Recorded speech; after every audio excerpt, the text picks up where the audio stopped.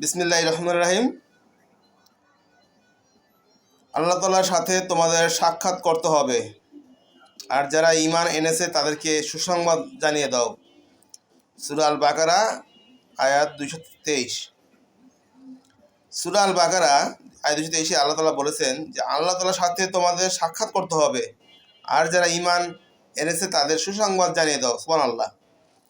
বন্ধুরা, আমরা জানি যে কোরআন শরীফে যে কথাগুলো সেগুলো সব হলো আল্লাহ তাআলার কথা, আল কোরআন। এবং এই আল কোরআনে বিভিন্ন সূরা অবতীর্ণ হয় আমাদের নবী সাল্লাল্লাহু আলাইহি ওয়াসাল্লামের উপর। আমরা জানি যে পুরো কোরআন শরীফটা আমাদের নবী সাল্লাল্লাহু আলাইহি ওয়াসাল্লাম নাজিল হয়, এবং এই খণ্ড খণ্ড আকারে আয়াত নবী সাল্লাল্লাহু আলাইহি ওয়াসাল্লাম ফেরেশতা নিয়ে আসেন, এবং এগুলো পর্যায়ক্রমে বিভিন্ন সূরার আকারে পরিণত হয়। এবং এই সূরার মধ্যে একটি অন্য সূরা হলো সূরা আল বাকারা।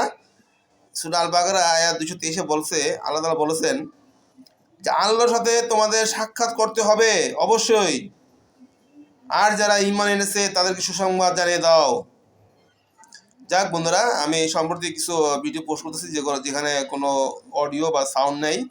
বন্ধুরা, আপনি জানেন যে ইসলামের যে হাদিস কোরআন বিষয়গুলো আছে এগুলো সাউন্ড ছাড়া ভালো, কারণ এগুলো অনেকগুলো এমন বিষয়গুলো আছে যেগুলো সাউন্ড দিলে এর সাথে সাংঘর্ষিক। তা আমি সাউন্ড ছাড়াই আমার এসব ভিডিও বানাচ্ছি এবং পোস্ট করতেছি। তো বন্ধুরা, আপনারা যারা ইসলামকে ভালোবাসেন, ইসলামকে বুকে জুড়ে রাখেন, যারা আল কোরআনের কথা, আল হাদিসের কথা জানতে চান, তারা আমার ভিডিওগুলো দেখেন, আর আমার ভিডিওগুলো দেখে আমাকে সাপোর্ট করুন। আমাকে সাপোর্ট করার মাধ্যম হলো আমার যে ফেসবুক পেজ যেখান থেকে দেখবেন সেই পেজটাকে ফলো করেন, এবং ইউটিউব চ্যানেল যেখানে দেখবেন সেই ইউটিউব চ্যানেলকে সাবস্ক্রাইব করেন।